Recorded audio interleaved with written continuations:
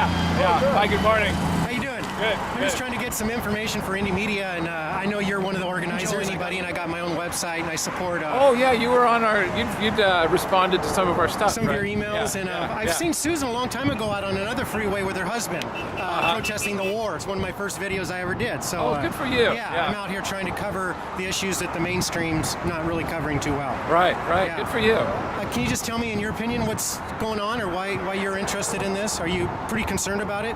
Well, very concerned. I fly frequently. I fly 120 times a year, and I've stopped flying over it. So I drove up my last trip 10 hours between here and the Bay Area. So yeah, I'm very concerned about it. I think it's wrong, and I think it needs to be stopped. Well, good. Do you live here in Portland? I actually split time. I will live half here in Vancouver and half down the Bay Area. So I travel a lot. And you don't really want to be strip searched at the airports or groped or nude pictures of you or any of that stuff, right? Yeah, and all your traveling, you don't want to be exposed to any of that. Yeah, I mean, call me crazy. But I think if you kind of start the conversation by saying, is it okay to strip search people before they travel? Most people are going to say, no, I don't think so. And you say, why? Well, that's unreasonable. We have constitutional protections against it. It's just wrong. And then if you say to them, well, what if we could do it really conveniently, where it only take 10 seconds? Would you be okay with it? Well, most people are not going to say, yeah, convenience is not the principle that we oppose being strip searched. But yet when you look at these machines now, what's the justification? Well, it's really convenient, it's really easy. Why in the world would we say that because the government is now able to really conveniently and efficiently violate our Fourth Amendment rights, we're somehow feel okay with that? It makes no sense to me. That's a good point. Yeah, good. Have you been out here all morning? Yeah. It's super cold, isn't it? It's a little cold. I think it's in the 20s or something, probably, right? Yeah. Did you get much hassle by the police at all while you're out here? They've been terrific. No, the Port of Portland police have been terrific. They've actually were kind of impinging on some of the restrictions by hanging some signs, etc. They've been really completely. They couldn't be better. Okay, well that's good to hear, and at least there's not a lot of intimidation or just fear-based.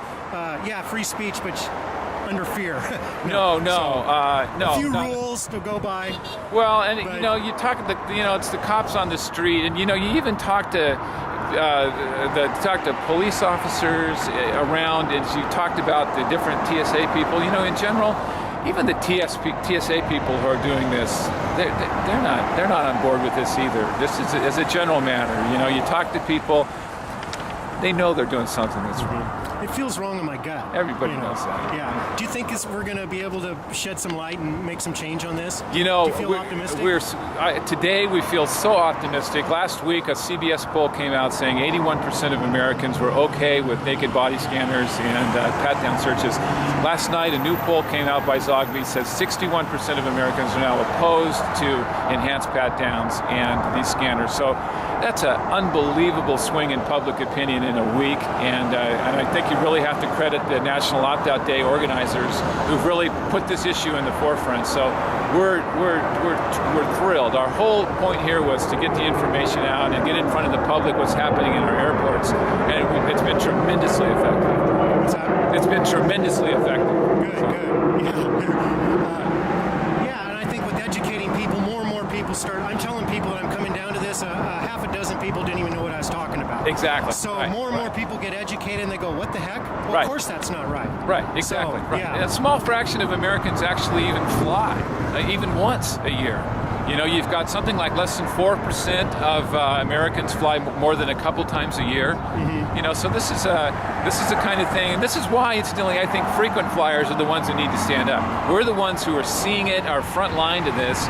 We're the ones who need to stand up and say, look what's going on here. This is wrong. The average person at home is kind of like, But even if you don't fly, this is real important about your own civil rights and our own freedom and police state and fear, and all those things are real important, even if you don't fly. Well, if you, it's absolutely. This is the initial rollout of this technology. And just incidentally, this technology was banned banned by the U.S. Congress. The U.S. Congress passed a law last year in June. The House of Representatives passed a bill banning the use of this technology as a primary screening tool with the unanimous support of Oregon and Washington's congressional delegation. No country in the world uses this as a primary screening tool. There's over 30 organizations in the United States, ranging from the NRA to the ACLU, who oppose this technology. The TSA is the one that's out of the mainstream in what they're doing right now, and they are absolutely planning on extending this. They're going to extend it to the ports, to trains, to buses. That is absolutely their plan.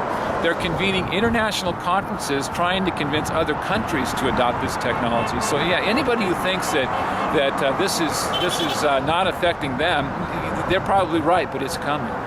Yeah. Well, I appreciate what you've been out here doing and all your organizing. Right. You standing up out here in public and making a stand on a cold day. On a cold day. Oh, man. Thanks for what you're doing. Yeah, this is you bet. great. Yeah. I'm here to help the whole situation. Yeah, you'll keep it moving. Yeah. Okay. You know what? It's people like you and people like us. We've been affected. We've moved the needle from 81 to 61 the other direction. Good. Great work. Let's keep moving it and make some real change. That's right. Okay. Thank you. Hey, Joe. Hey, yeah. He would like to tell you about HRs. This is that bill. That is just, I wanted you to have that. Oh, this thing here? This is that bill that I was telling you about. Okay. Let's see. Where it says here, no law of the United States shall be construed to confer any immunity for a federal employee or agency or any individual or entity that receives federal funds, who subjects an individual to any physical contact, including contact with any clothing the individual is wearing, x-rays, or millimeter waves, or aids in the creation of or views a representative of any part of an individual's body covered by clothing as a condition for such individual to be in an airport or to fly in an aircraft. The preceding sentence shall apply even if the individual or the individual's parent, guardian, or any other individual gives consent.